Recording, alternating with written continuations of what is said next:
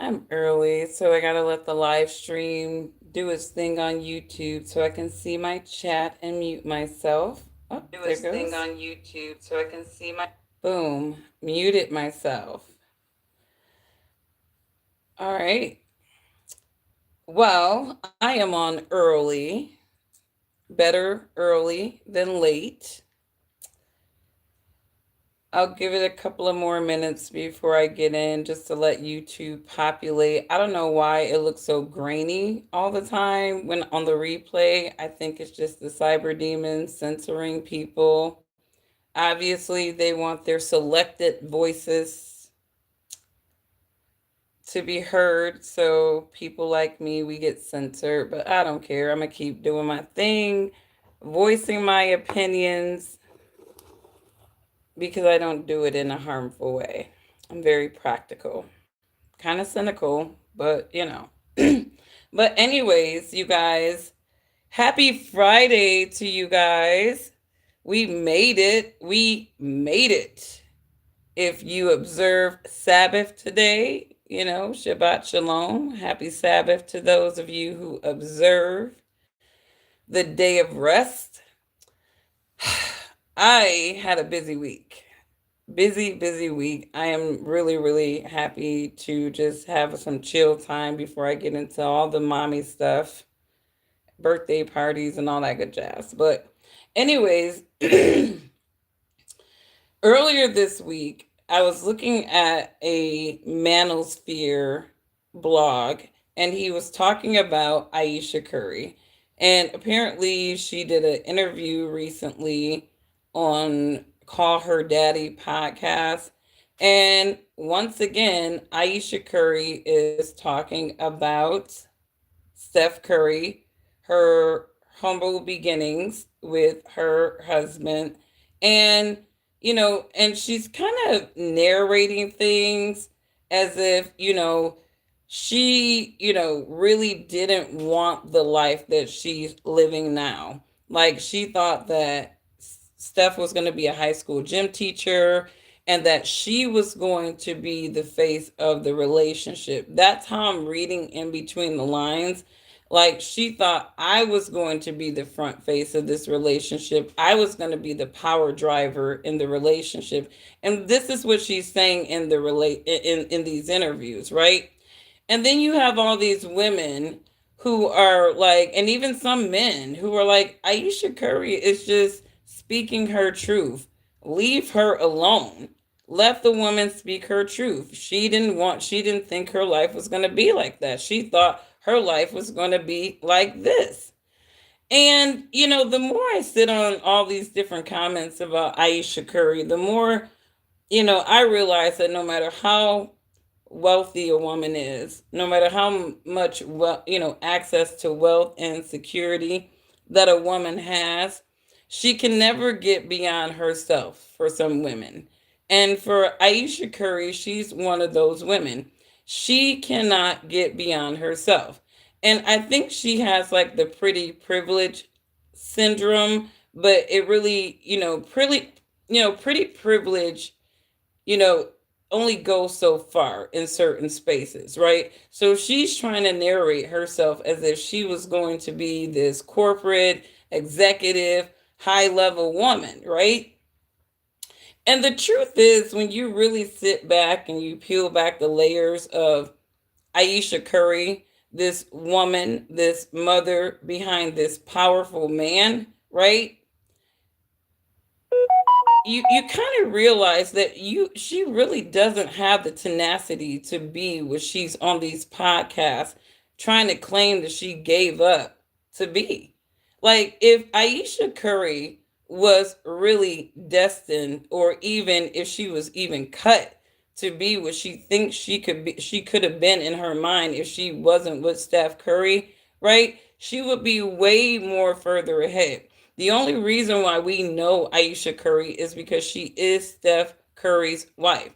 There is nothing dynamic about her personality, but I think in her mind she thinks I'm so beautiful and exotic, I should be the face front in this relationship. And I think a lot of people don't realize that there are a lot of women who can't stand to be behind a powerful man. It may sound psychologically weird to a lot of women who don't have access to powerful men because they're like, that just sounds absurd. But there are some women who actually think in their mind that they have the possibilities to be this woman, right? This independent, powerful woman, right? And life shows them that, that's not true. And so I think that Ayesha Curry is kind of one of the more delusional women who's riding on her looks to help her, to really make her believe that she could be a powerful woman. But really, when I look at Ayesha Curry, I'm be honest, she failed. She has absolutely failed on the female portion of the power couple.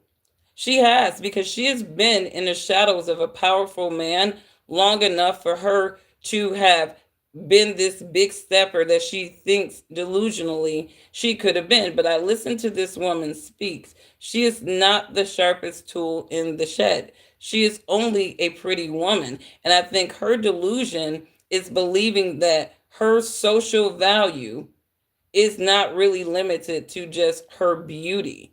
And again, we talk about the five social values on this channel so that people can be realistic about who they are, their real attributes as society sees them, right? But also just realistically so that they can set themselves up to work with what you got, right? So if you're not the smartest person in the world, right, and you're pretty, then you need to work with what you got. For her, it was mission accomplished. You got yourself Steph Curry, you know, NBA player, right? Things actually worked out for you because if she did not have Steph Curry, we would not know who she is. And that's just the bottom line. Nobody would know who Ayesha Curry is if she was not his wife because she doesn't have alpha female. I'm a corporate executive, big honcho chick. She has I'm a pretty chick with ambitions. And unfortunately, I'll give you a story.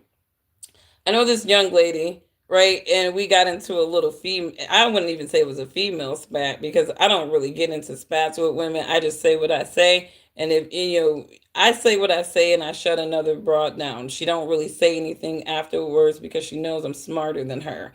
So I don't argue with other women. I just use strong logical points to shut them down.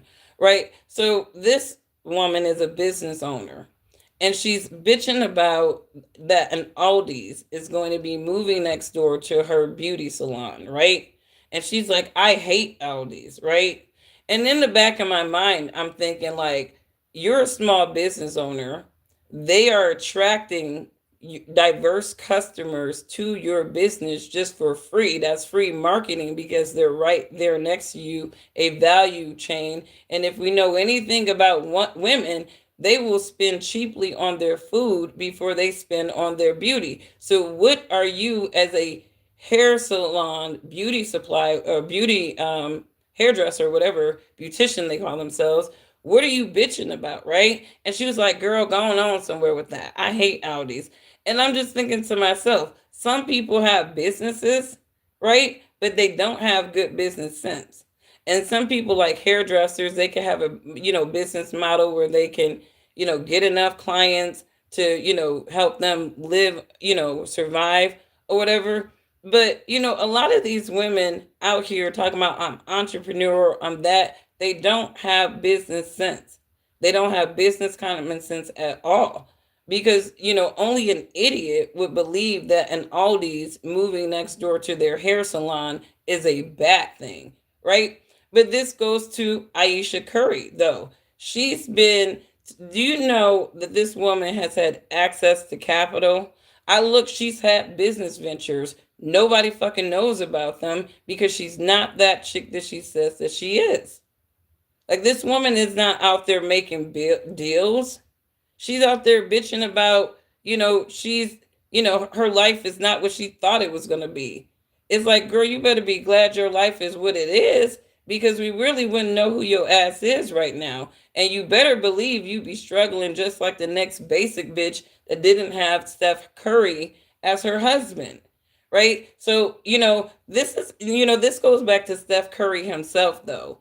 And you can tell that she knows that he is a beta male. She knows that in that relationship, he is the emotionally weakest link. He is probably humble, unproblematic, and this woman wants to be out in the streets. And the thing is, with women like Ayesha Curry, who actually got fortunate enough to just end up finding a man that was on her team, riding for her, just really in love with her, like that, married her, give her a whole, every dream fairy tale that most women would want. She's never been dogged by these niggas in the street. And so I think that Steph Curry, he might end up getting to a point where he's going to give his wife back to the street. The woman sounds like she's jonesing to be for the streets.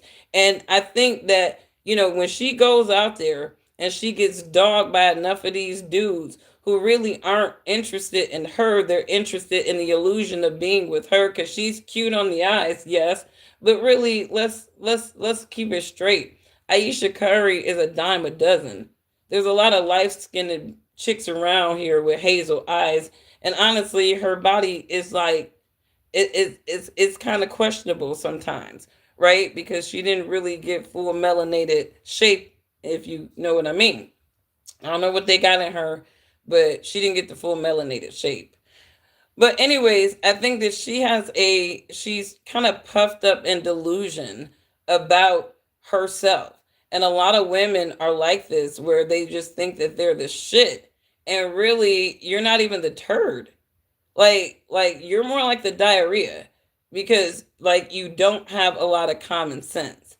And so if this woman was going to be successful, whether she is a wife or mother or not, she would have been successful. She would have been that bitch that she keep bitching on these podcasts that her marriage stopped her from being. There are a lot of women who they raise their kids and then they go out into corporate America, right? After their kids get into school age, they have careers, right?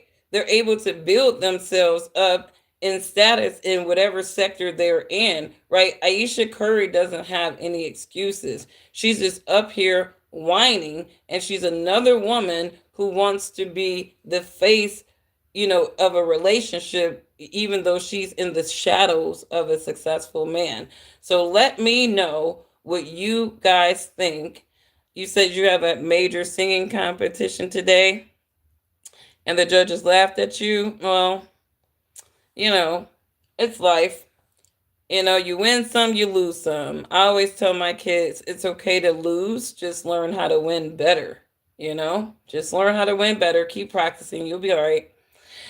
But anyways, let me know what you guys think about Ayesha Curry. I feel like every time she's on a podcast, she's always talking about her life in the respects of, what, she didn't want it to be like. Like, I didn't think it would be like that. And regardless if you thought that your life was going to be X or Y or Z, it is what it is. And I think it's more embarrassing for her husband every time she's like, well, did you really like him? No, no, no. We were just friends. No, no, no. So, I mean, you out here saying that I wasn't even checking for this dude, didn't even think anything of him. But the moment she saw that he was actually gonna, and honestly, let's keep it real. She wasn't really interested in him, right? She thought he was going to be a high school teacher. That's what she's saying, right? But nevertheless, he still comes from a good family. So she knows that regardless, he's an option at that point because he comes from a good family. So when he kind of took off in his career, obviously that's opportunity, right? You can just be, like, I got to secure my future. But my thing is, after she married Steph Curry, why didn't she become the bitch that she thought in her mind she was going to be? She didn't have to rush and have kids with him. She didn't. She did not have to rush and have kids with him. She could have became the bitch that she thought she could be and then settled down and, had the family, right? Ayesha Curry, I really feel like Steph needs to just shut his wife up. And again, it kind of goes back to him being a beta male. And it doesn't matter how rich a man is, he can still be a beta male. He can still be a beta male. And, this woman is out here. People don't think she's embarrassing him, but she is. And I think that, he needs to get a little bit more chops and just tell her, look, no more interviews. You're not going to go on any more interviews and talk about our marriage or nothing. You can talk about quiches, you can talk about your recipes, right? But you're not going to talk about our marriage. And it's sad because you think that you're this delusional bitch, but you can't even go on an interview and talk about the shit that you got going on. You talking about like, what you didn't want in your life, right? What do you have going on, Ayesha Curry, that people are actually buying into, interested in, that's kind of giving you a name for yourself outside of Steph Curry? Because I really, and I had to look up some of the little enterprises that kind of failed for her, and when nobody checking for none of the little small businesses that she launched like that. So I'm just kind of trying to figure out, what do you have going on? Because it seems like, you're still in the shadows of your man. And it's not his fault that you're not the chick that you thought you were going to be. It's really your own inability. You're not an alpha female. You are a beta beautiful bitch. That's what Ayesha Curry is. She's a beautiful beta female. She's not an alpha female. Alpha females would not be known as Steph Curry's wife. They would have a name, a brand of their own by now. So she's not an alpha. She's a beta bitch with alpha ambitions. And because she has the funding and the access to capital, this is how I know she's not an alpha bitch. Because you have access to way more capital than your average bitch, and you're sitting up there bitching about the woman that you thought you were going to be. I thought that I was going to be this. It's like, bitch, you still could have been that, and you didn't, because you're not that bitch. So, Steph Curry, please shut your wife up. She's delusional at best. Anyways, you guys, have you heard Candace Owens? She has just been spilling the beans. I mean, this Charlie Kirk, man, Charlie Kirk, has been dead a month as of today. 1 month ago, Charlie Kirk was viciously shot, put down like he was a deer. Like somebody, honestly, I only had to see it once. People are weird like that. They like to keep looking at shit like that. I don't like to look at shit like that. But they gunned a man down like he was wild game in front of thousands of people. And it was a shock to the world. I was shocked, right? I'm not a huge Charlie Kirk fan. I knew who he was, right? I looked at the Turning Point stuff, right? But, I was shocked. And, I felt bad for him. I felt bad for his family. I felt bad for all of those people who, followed, his organization, right? Because it truly was Charlie Kirk's organization, right? But again, you don't know the inner workings of anything until shit like this happens. But immediately after Charlie Kirk died, right? You have the FBI and the news media, right? They're creating all kinds of narrative to, this right versus left. It was a lefty, it was this, it was that, it was that, blah, blah, blah, right? And then Candace Owens is like, no, they need the left, narrative, right? Because really he was taken out from within. He was taken out from his own camp. And I said this before, right? Like a lot of the stuff that Candace Owens is saying, I literally in my live stream just kind of put it out. This is what it is, right? And again, if you take the money, if you start taking money from these donors, right, you are beholden to them. It's almost like a major company taking, what major shareholders, right? The more a person owns of anything that you own, right, the more that they can have a say in what you do. And if you don't play ball by, what they want you to do, they can start pulling your money. They can start pulling their money, right? And a lot of these nonprofit organizations like Turning Point USA, right? They rely on their donors, right? So you got a whole machine of people, right? That Turning Point is hiring to do all these little college runs and campuses and stuff like that. Like I said, I don't know not one grassroots organization outside of Turning Point USA that really had the college campus tours on lock. And that was a huge advantage for Charlie Kirk because not only did he have the ear of future voters and current voters who were young, right? But also even prospectively future politicians, right? So that was a lot of power for Charlie Kirk to have. But again, let's peel back the layers of Charlie Kirk. He started off with this pro Israel stance, right? Like I said, a lot of these conservatives, right, who become anti Israel, right, they started off taking money from the Jews. They started taking the money from the Zionists, right? And then the minute they decided that they wanted to have their own little opinions and they weren't rocking with that, right? They started pulling their money. So now all of a sudden, now the real anti Zionist in you comes out, right? So you got a lot of these conservatives who are anti Zionist in their hearts. They know they're anti Zionist in their damn hearts, right? But at the same time, they would take a Zionist money, they would placate to a Zionist talking points, no problem, to get that money, right? And this is what selling your this is a form of selling your soul. When you sell out your values, your morality to get money. And I'm not saying that Charlie Kirk intentionally did that, but Charlie Kirk did hang out with Candace Owens. And both of them were grifters, in my opinion. Candace knew that if she talked on certain points about black people, right? Because they need black people talking shit about black people, that she would get paid for that, right? And the Zionists paid her well. Matter of fact, she got her first millions from the Zionists. Dennis Prager, Ben Shapiro, Daily Wire, right? It was the Zionists who really gave Candace Owens her come up. And we got to be real about that, right? But the minute Candace gets comfortable, she has a nice little cushion, right? Because Candace knew, right, that she was the more popular show on the Daily Wire. So she got herself comfortable. So if Ben Shapiro fired her, it really wouldn't hurt her because she had already insulated herself with that crowd that if they fired her, those people would be pissed, right? And they would follow Candace. So Candace is a very, very smart woman. I do give her credit for that. She's not a dummy.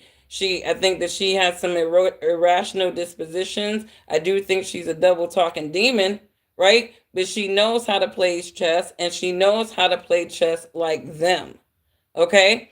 But off that, let's not act like Candace Owens did not get her humble beginning from the Zionists. And the minute these people get insulated, the minute they feel like they're insulated, it seems to be a pattern of them turning on the Zionists because now the Zionists are kind of like saying, no, this is your talking points. You were abiding by these talking points. You were restricting yourself from these talking points, when you were at this income, this net worth, right? But now that you've built your net worth, right? Now you feel like you can just say any old thing, even against us, right?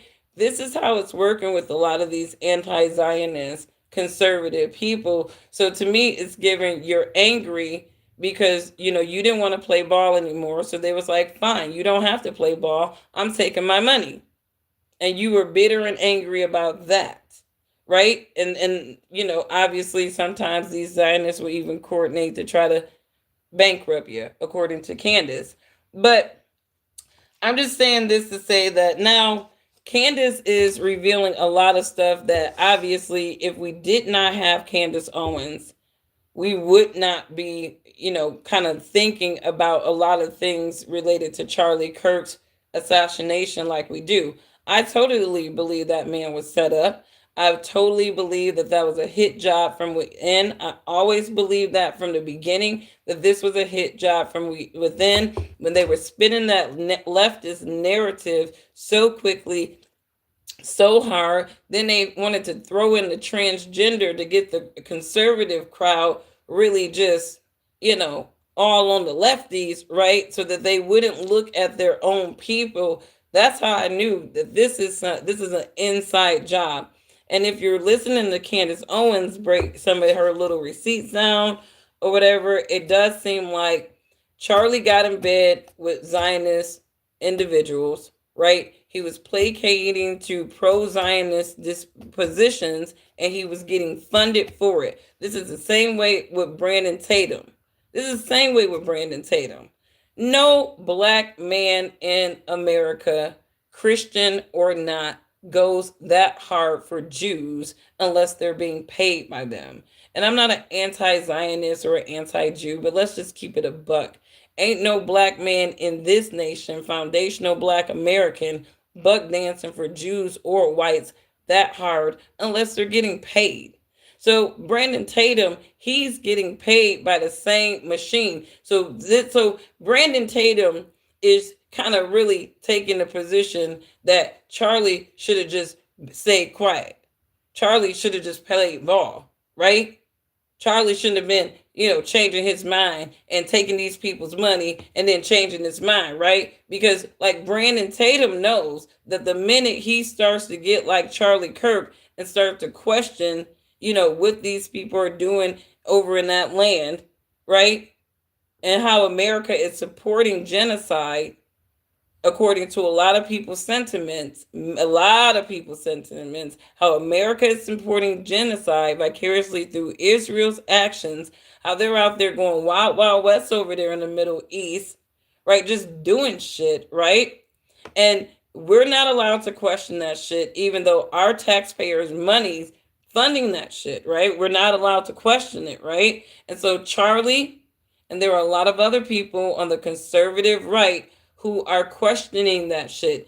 And what they're doing is the more Israel is activated in Gaza and in the Middle East, the more they are getting a lot of those younger generation conservatives. I'm talking 40 and younger. They are not pro Zionist. They are looking at things for what it is. And even if they have a Christian denomination, they're saying, no, I'm not going to support this. And then some of these conservatives, it's not even about their faith or even what's going on in Gaza per se. It's just, for them, it's just that Israel is America's friend.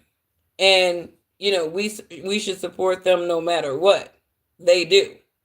They don't have real clear rationality. Some of them don't even know the Bible, and they're using biblical premises for why Israel should support the Bible as being something biblical. And the only biblical aspect of it is the fact that Israel and the United States are on the same beast. They are the second beast in the Revelation. And so, yeah, they're going to roll together, rock together. They're never going to go against each other necessarily because they are part of the same beast. So it's like these Christians don't even know their Bible and they don't understand how things are symbolic in prophecy and how a lot of those prophecies, some of them were present day and some of them were futuristic down into our day. So instead of worried about a lot of this politics, some of y'all need to get into y'all Bible and the secular history and really understand the word. But anyways, I feel like Candace Owens, though, is exposing some things that are really at the point of putting her life in danger. It seems like she feels that her life is in danger. Um, and you got this weird split on the conservative right of people who are pro Candace and who are anti Candace. And a lot of it is because some people feel like she's disrespecting Charlie Kirk. But I'm be honest with you. I sit back and at first I'm like, damn, Candace, this is too soon. I know you hurt, chill out, give yourself time to grieve. And then, but no, Candace was like, I truly do believe she was in love with that man. I truly do believe that Candace Owens was in love with Charlie Kirk. They understood for public appearance, though they could not be together because it doesn't fit into that right narrative of a black woman and a white guy like Charlie Kirk together. And it was okay for Candace to be with a white guy. It just couldn't be Charlie Kirk because Charlie had to meet up to his narrative of, this white guy. We want the strong white family. But I truly do believe that he was in love with her too. I think that they were in love with each other, but it was the optics, it was the PR. And I was looking at just this video montage somebody posted on X today, and I'm like, regardless of what you think about interracial couple, I'm like, they really would have been a cute little couple together. And I really do believe that Charlie Kirk was the love of her life, and that is why she's going so hard for. This is beyond a friend. She like trust and believe. If they were just friends, right? Then I don't believe that Charlie would go as hard for Candace if the tables were turned. If they were just friends, right? But I do believe that they were in love. They could not, and she had to kind of move on. Like she wasn't going to wait for him. She understood what, the limitations. So Candace is smart, right? Go find another wealthy white guy to marry. I get you, girl. Plain as snow, girl. I see you, Candace. But at the same time, I do believe that she loved him. I think that she wanted him. And I think that she's going so hard for Charlie because she loved that man beyond a friend, beyond a friend. And it doesn't matter if people are married. Sometimes people marry, with the best option for their situation is. Again, they're two conservative people on this conservative right with all these weird deranged ideologies about, strong white families. Them together doesn't really fit that, right? And meanwhile, you got Candace Owens talking shit about black people so hard that she would not look right with a black man on that side. She probably wouldn't even got as much clout as she did if she ended up with a black man versus a white man.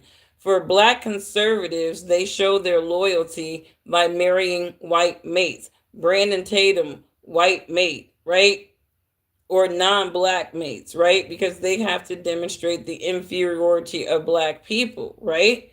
Down to they won't even marry us, right? So she had to marry a white man for sure, but Charlie had to marry a white woman, preferably blonde hair, blue eyes, looking like Erica Kirk. But me personally, I don't even think, I think that Charlie Kirk was like Travis Kelsey.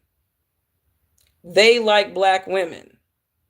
They like the sisters. I think Charlie and Travis are one and the same white guy. They will settle with these white girls, but that is not their flavor. There are some white men, they settle for white women because they feel like from a social construct in their culture, right? They have to. But there are a lot of white men that are not into their women.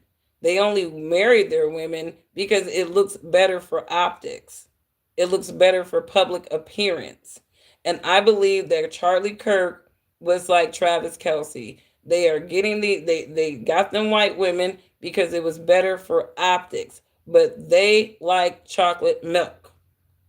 They like chocolate milk. They don't like they snow bunnies. They just had to settle for them for optics. This is just my opinion, but I think that's what it is. And somewhere there's a white guy that got his white wife knowing that he liked Keisha. And he couldn't be with Keisha because his mama would kill him. But, anyways, you guys, you know, are you from St. Lucia? You said she's married. You said, I'm sick. Where is all the white women? Where is all of the white women? Hey, everybody has their preference, Fred. But we gotta be real about human psychology here, honey. Right? There are some white men, they have to marry their women, even though they have the desire for black women. They cannot for optics. That's not being racist or anything, but that is real life social reality. It just really is. You know, it just really is. I mean, there's a lot of people beyond white men, people in general. They are, they may have a preference for, people of another race. They may like a person of another race. It may be their preference. Maybe they just think they're beautiful, whatever it is, right? But for their social optics, they can never. They can never. So Let me get to my chat because I can't see it from here. Erica Kirk was set up. You said Erica Kirk was set up. Charlie was already promised to someone else. Really? Charlie aligned with evil, tried to change his mind, and paid for it. That's what I said. You cannot take people's money. When you start taking people's money, right, you got to understand where the intent of that money is coming from. People don't just give you millions of dollars. I had to argue with somebody about Cardi B, right? Because they're like, she's worth millions. So if she wasn't talented, why would she be worth millions? She's on this, she's on that. I'm like, do you understand that it is very profitable to sell sex and bad behaviors? Like, people don't realize that. You can make a lot of money if you're selling sex and bad behaviors. So, of course, somebody like Cardi B is going to make a lot of money selling sex and bad behaviors. And they're going to do their best to even prop her as being more successful than women who are actually talented. Shout out to JT, Melanated Queen. They're going to prop her to be more, even more talented, even though she clearly doesn't write and she operates with illiteracy. Or did Candace told you that she loved? Look, maybe I had a dream that Candace told me that she loved him. Like she had a dream that Charlie told her that he was set up, right?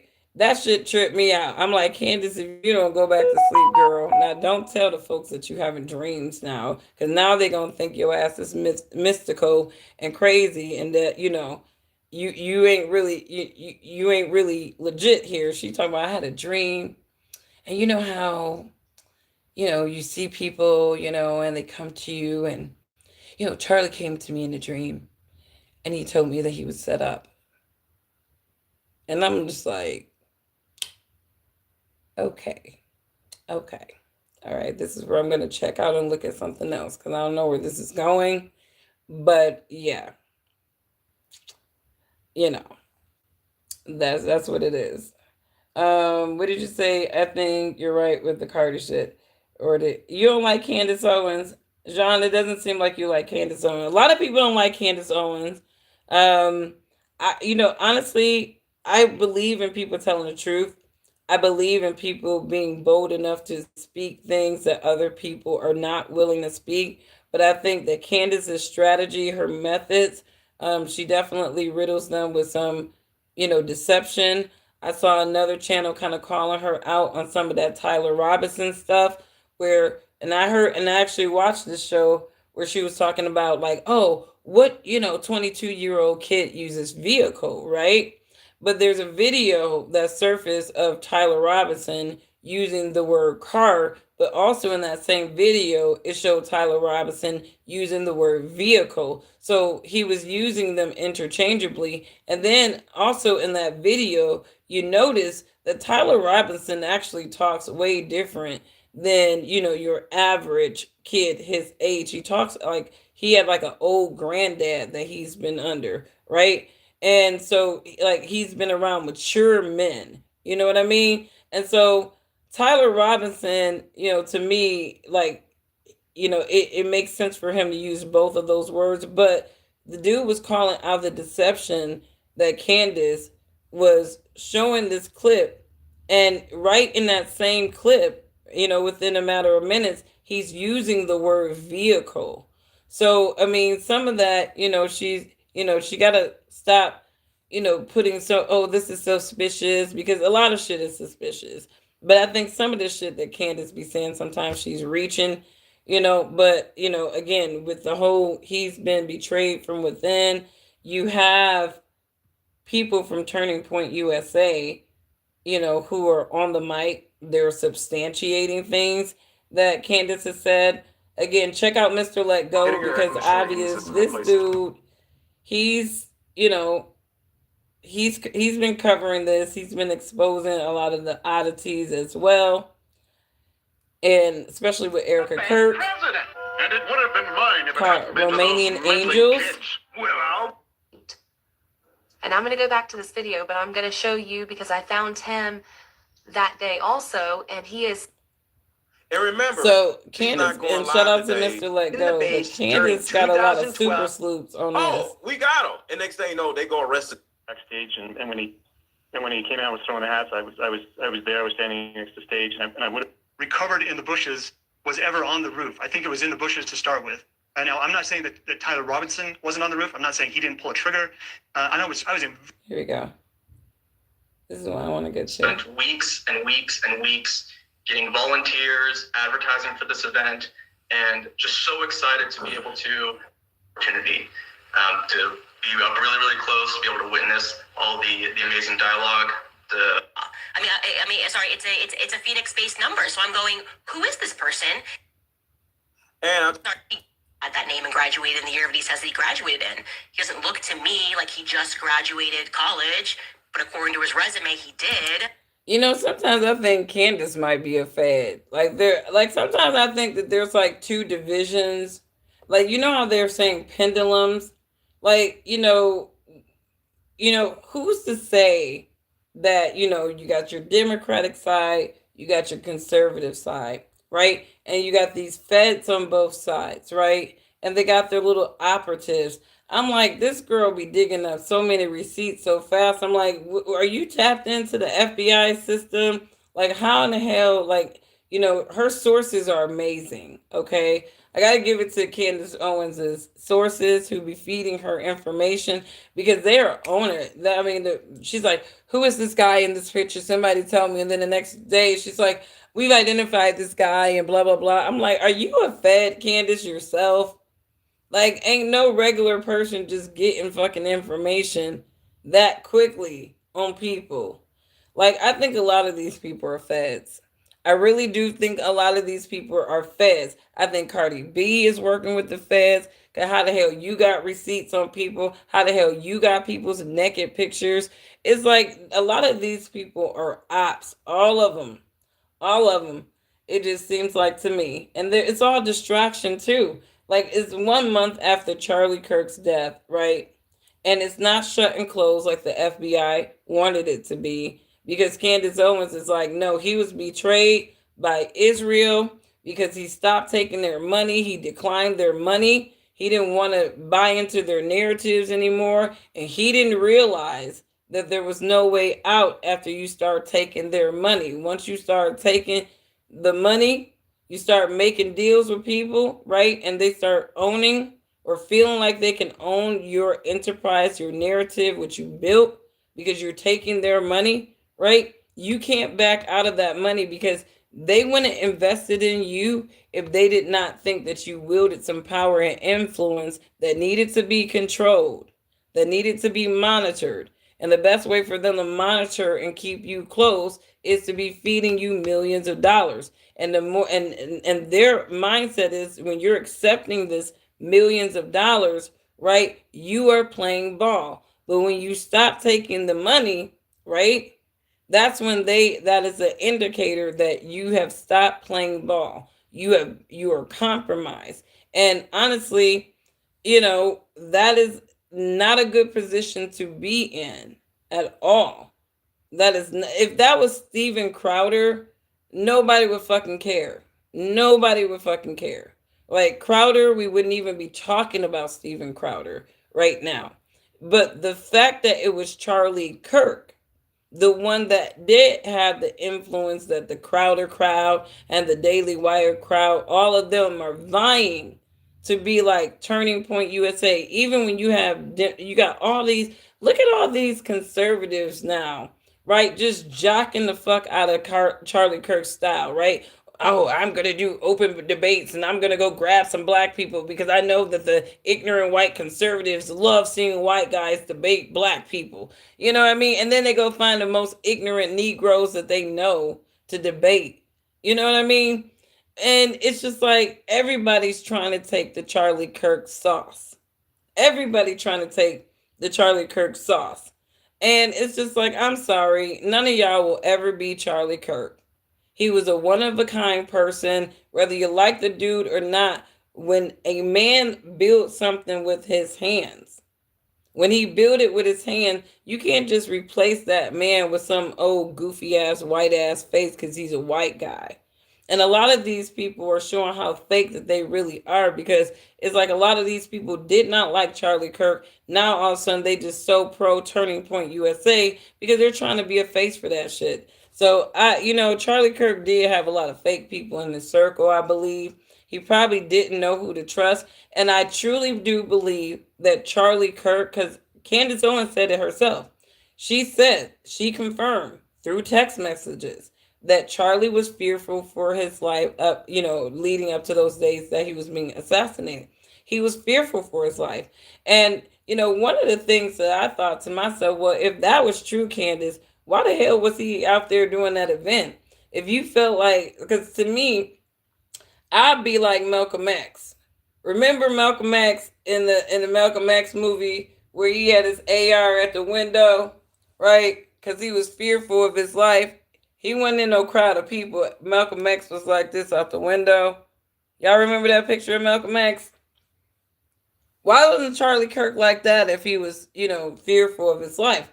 I personally believe that Charlie did not think that that was going to happen to him. I really do believe that he felt like he was insulated in those circles enough that those people wouldn't move on him like that. And he was sadly mistaken. I really do.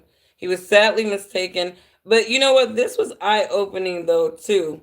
Just kind of seeing how the Trump administration responded to everything, how the FBI with Cash Patel and Dan Bongino, right, looking more and more like sellouts every single day, like they can't say what they want to say because they took the money, they took the position, right?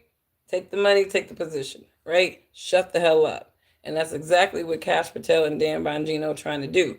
But I think that Donald Trump, for a lot of conservative people, I could be wrong, he is kind of turning out to be a liar. Like, I think that Trump is turning out to be a liar. Who was I listening to? Jimmy Dore. Dude basically had regret voting for Donald Trump. Because, and I don't blame them at all. I do not blame dude at all, because Trump ran on exposing the Epstein files. Trump, his administration, these people big talking about releasing the Epstein files and revealing all this stuff.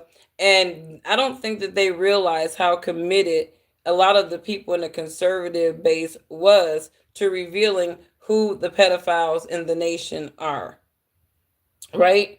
And, to me, with the Democrats doing such a fluff job where they just gave us a bunch of redacted flight lists, shit, and it was really people that we already knew, like Prince Andrew and Clinton and Bill Gates, people like that we know was hanging out with him, right? There's pictures all over the fucking internet of them hanging out with him and more. What we really need to do is start analyzing some of the background people in these photos. I think a lot of times when we are looking at these photos, these Epstein photos, we're centering on just the people that we know, right? These known faces. But I bet you if you take a bunch of Epstein pictures and just kind of party pictures and you just start screenshotting all those people in the background, you're going to find bankers, lawyers, all kinds of people, that was woven into them. And again, I'm not saying that all of these, like, because you have your different types of sects of different faiths, right? But there's definitely, and this doesn't apply to all Jews, so if you're Jewish, please don't get offended, right? But y'all know that y'all have a sect of y'all people who practice dark things. And these people practice things that involve the sacrificing of children. And even the ancient Israelites did that shit, and it was detestable to their God. And that's why the Assyrians were able to move on their asses, because they were doing detestable things. But that is just to say that, a lot of these subsects, even in Christianity, child sacrifice is a fabric of their Kabbalist type of eating at the table of God and eating at the table of demon practices. A lot of these people are eating at the table of God and eating at the table of demons. And so, I do believe that Epstein was a part of child sacrifice rituals. I think that, a lot of people leverage people like Epstein because, again, it gives them a platform to perform dark rituals. And the darkest ritual that you can ever practice is harming a child, which is viewed as precious to the Most High. So, Jeffrey Epstein and him being linked to the Mossad and setting people up and all that good jazz. I think people really wanted to see those files because they wanted to see how corrupt and compromised the United States government and the people operating businesses, these lawyers, their doctor, how compromised, how disgusting are these people, because they'll hold these people up on a pedestal all the while they're a pedophile. It's disgusting. Hold the pedophile on a pedestal. But anyways, let me know what you guys think. You got to be careful who you do business with, right? Some of these people are out here like Charlie Kirk making deals with the devil because they want, this to go from point A to point B really quickly. And sometimes you take more pride in just, being selective who you do business with, selective in who you take money with, reading the characters of people, right? Sometimes people see $2 million $2 million donation, $4 million donation, and they lose their fucking mind. And before they know it, it's like, all right, well, you guys just, it's like these companies. The shareholders told us to do it. Well, we got to make the shareholders happy. We got to make the stakeholders happy, right? That's how these donors work. You got to make them happy. And this is where you see Candace Owens revealing in text message, we just lost another donor. We just lost another donor. Why? Because you're not playing ball. And I do believe that it was an inside job because all these people at Turning Point USA who are not probably buying into Charlie's change of mind, not subscribing to it, wishing that Charlie would just chill, be quiet, let shit go, right? Because you about to fuck up the money in the organization, right? I do believe, and this is just my opinion, that people at Turning Point had an interest, especially if $150 million to the organization allegedly was on the line, and this motherfucker saying no, right? Imagine some of these people at Turning Point from an operational sense, that operational guy, that operation with Andrew, whatever, Kovac, or whatever. Imagine Andrew Kovac hearing Charlie Kirk say, right, yeah, I'm turning down $150 million. Now, he's saying it's not true, right? He's saying it's not true, right? But there's other sources that saying it's true, right? I'm thinking that he's like, oh, 150, we're not going to fucking turn that down. You're going to shut the fuck up about all of this change of heart, Israel said, we're going to play ball. And Charlie's like, no, this is my organization. Whoop de whoop de whoop. And I'm pretty sure that, like Candace said, he started auditing. Where's this money not only going, but where is it coming from? He wanted to know who it was coming from because I think from a financial standpoint, it was some shaky stuff going on, according to Candace Owens and her little receipts. So very interesting. Again, I felt like it was an inside job. Do I feel like it was Israel? I'm kind of leaning towards the inside job, Turning Point USA. It might have been connected with Israel, like we're gonna turn down. They're turning down money, right? And some of these people at Turning Point USA is like, no, keep that 150 million on deck, right? And this is just all speculation. Obviously, we're just speculating. We're gonna take Charlie out the game if he ain't gonna play ball, right? I think that was an inside job. I think, Candace definitely revealed what she needed to reveal in connection to this. And it's forcing people to just say stuff, right? It's forcing people to move around.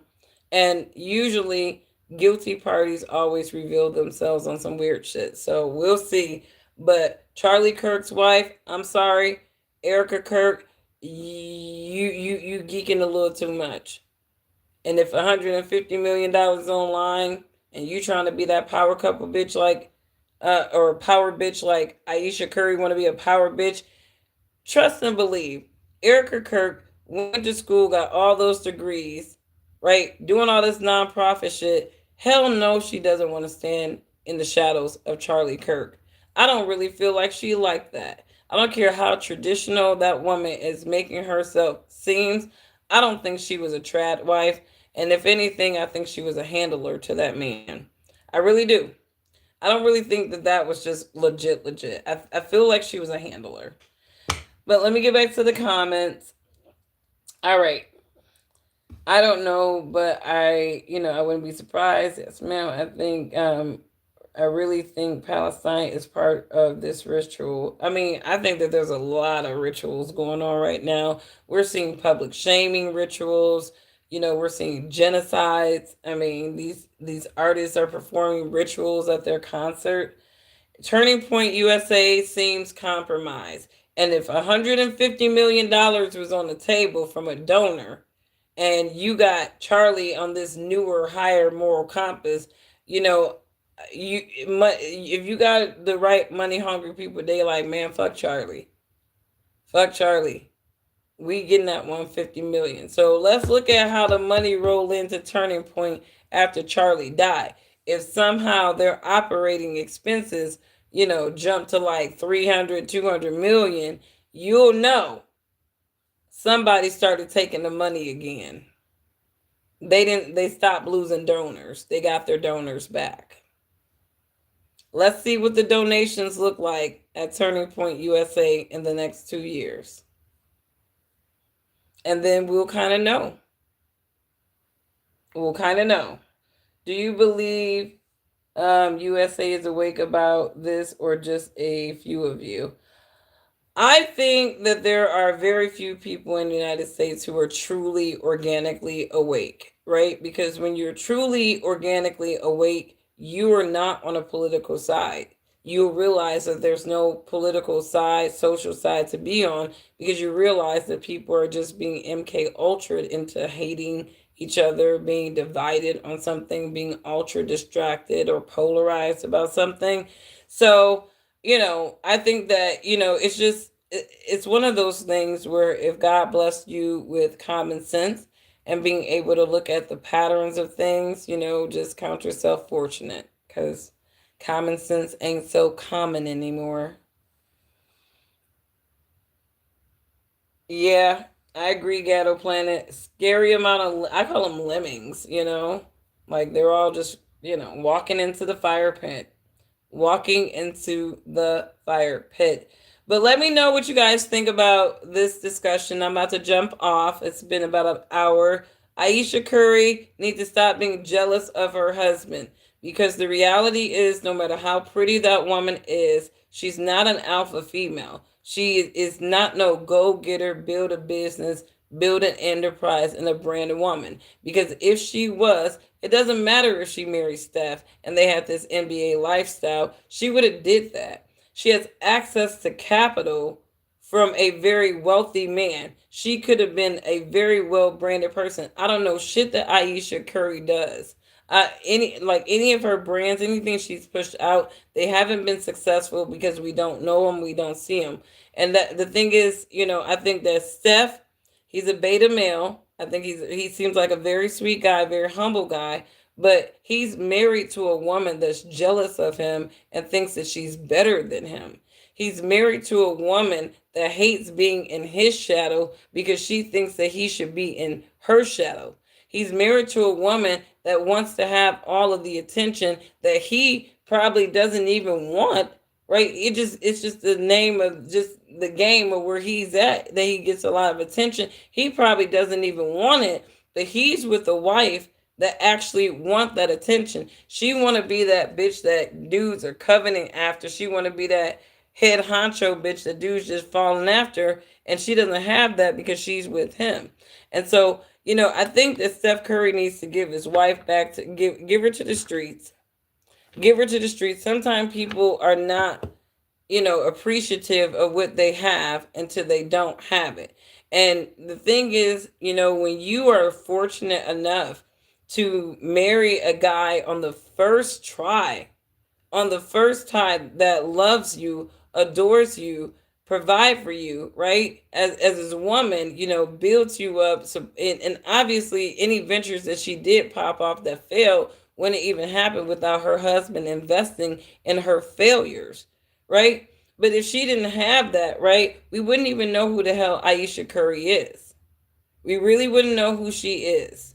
This woman has like delusional pretty privilege, but pretty privilege doesn't mean that you are a smart corporate executive bitch. Because again, if she was, we would see her branded differently. She's been in the shadows of this man long enough to have set up her own enterprises that have, that would have been successful, but she hasn't. So she needs to stop getting on these podcasts mentioning her husband, what could have been, should have been, because what could have been, should have been in her mind is really delusional, anyways, right? The proof is always going to be in the pudding, right? If you're an entrepreneurial woman, right? Again, the proof is in the pudding. Is your business successful? Are you operating with profit, right?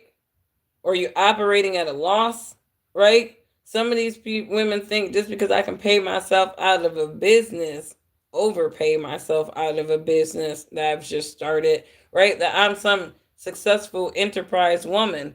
Meanwhile, these women see a lot of failure, and I work with a lot of women who are small business owners. And a lot of times, I don't like to lie to people, right? If you ask me my opinion about something, I'm going to tell you the honest truth, right? Because I don't want people, running around with some just weird delusional idea that may not be viable. So if you tell me that you want to be a candle maker, right? Then I'm going to ask you what would inspire me to want to buy your candles that you're charging $35 for versus just going to get a similar scent to Walmart, from Walmart or somewhere. And you're going to have to justify me buying this particular Candace candle from you, right? And a lot of black women, because it's me, it's my soul, and I made it, and I know my worth, and somebody's gonna pay $35 for the candle, and it's like, okay, screw you, lady, you're gonna have a fucking part-time job or a full-time job very soon.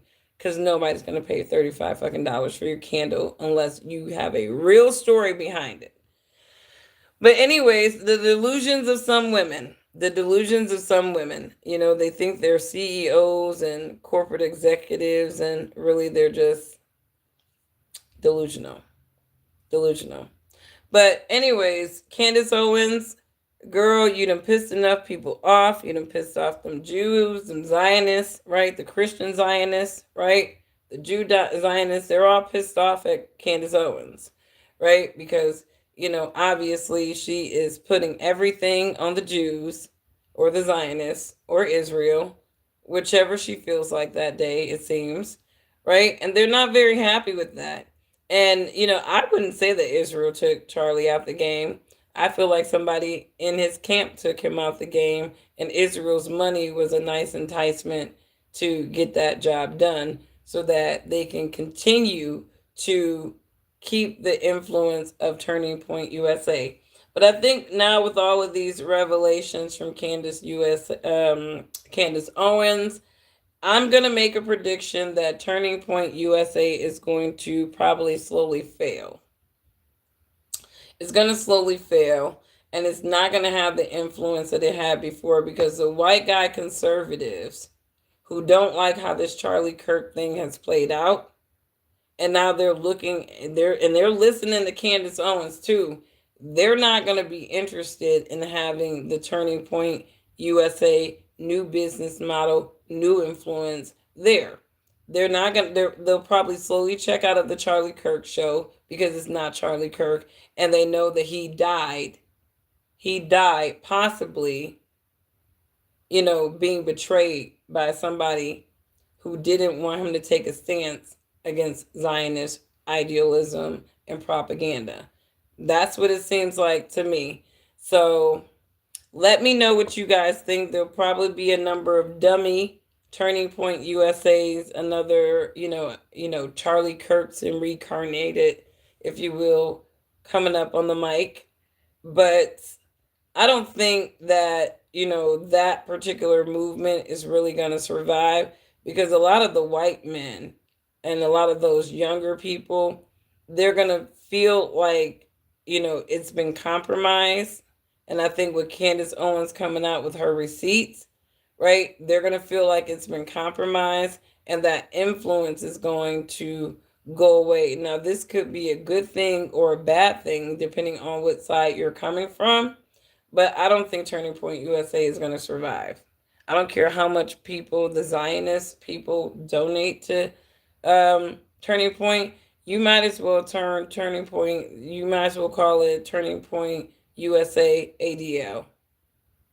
Because that's what a lot of people are going to start looking at that organization as, a compromised Zionist organization. So, anyways, let me know what you guys think. This has been some interesting, stuff coming out with, you know, stuff comes from a family of simps. Nice guys will always finish last. I agree. I agree. I agree. I heard Del Curry's wife used to cuss him out all the time because he was cheating on her. I mean, and I don't feel like Steph is nothing like his dad, it seems. It sucks because it's like, to me, and I don't know if, Steph is, got him a little snow bunny on the side, but his dad was definitely cheating on his ambiguous looking mama with them snow bunnies. So, you know, Steph doesn't seem like a womanizing guy at all. But at the same time, his wife definitely seems like she may not be that way. US is still powerful, but they haven't got the same influence on the world like they used to. After all, what happened? Supporting G countries are not seeing the US like before. Well, I think that the United States, I think we have been infiltrated by a lot of individuals who are trying to control the narrative, the financial structure of this nation, so that if by any stretch of the imagination this nation does not play ball the way that they want, they'll just bankrupt us, right? And there are people in this world, in humankind history, who have a track record of going from nation to nation and ruining economies with their manipulations of their currencies and all of their unnecessary self-interest idealism. But anyways, you guys, let me get off. You guys like my lemon verbena plant? I'm not sure if anybody's a gardener or not, but this started off as just a little bitty plant, and obviously I nurtured it, and now I brought my verbena inside because it's flowering right now, but it's gonna go back out on the porch. But say hi to Lady Verbena. Isn't she gorgeous? This herb tastes so good on chicken.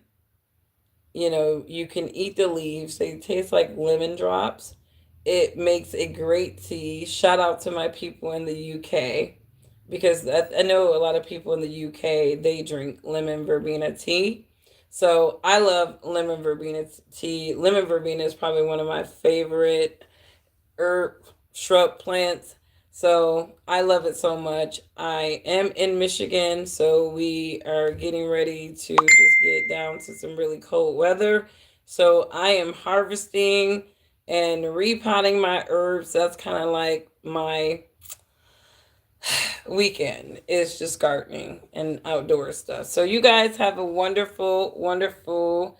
You said, are you from the Caribbean? No, I am a foundational Black American. My people have always been in this nation, even before the white settlers. But anyways, you guys have a wonderful rest of your evening. Shabbat Shalom to my people in covenant, the Hebrews and those Gentiles that are in covenant. Shabbat Shalom to you. Get some rest. And Ghetto Planet, thank you as always. I appreciate you moderating. This was an easygoing stream. It wasn't a hot topic, so I feel like we didn't have to have a lot of people. Jean, thank you so much for joining, and thanks to anyone else. Fred, I hope that we didn't offend you with the conversations. Hopefully, you didn't catch it on the tail end there, and you understood the context of what I was saying there, in terms of the white women and the white men. There are some white men, can we just like can we just not, I don't want people to take things personal all the time when things are being said, because there's some things that are just, it's just reality, right? It is reality that we all live in social construct bubbles, and that we are all confined within the rules and idealism sometimes of our social construct. Some of us can be rogue and break away from them. Some of us, we just it's in us not to be able to. Like, for example, I have a hard time interracially dating. I can't, my friend is an interracial love coach. She's tried to get in my brain all kinds of ways. You will be happy, just try, you're limiting yourself, all this stuff. But at the end of the day, I can only think about a dark skinned man against my body. Like, that's just me, right? But and I also think about what other black people would think about me being with a white man. And there are a lot of white people that think that way too. And it's like, well, they're missing out or whatever. But it's like everybody got to exist in their life the way that they're comfortable, right? And some people may be family oriented. And, if your family isn't really, thrilled with interracial dating, then a lot of people feel like, they have to date within the constructs of their family. And so they date within their race. And so I think that Charlie, just like Travis Kelsey, right? I think Charlie was in love with Candace Owens. It just publicly, that goes against every grift narrative that they were perpetuating outside of Candace, who was expected to be with a white man, just not a white man like Charlie Kirk, who was expected to be with a blonde haired woman, much like Travis Kelsey. It's optics, everybody. It's just optics. But it's optics that's just reality, too. But, anyways, you guys have a wonderful evening, and I'll catch you on the next one. Love your neighbor as yourself. If you would not disrespect or abuse yourself, do not disrespect or abuse your neighbor. Bye.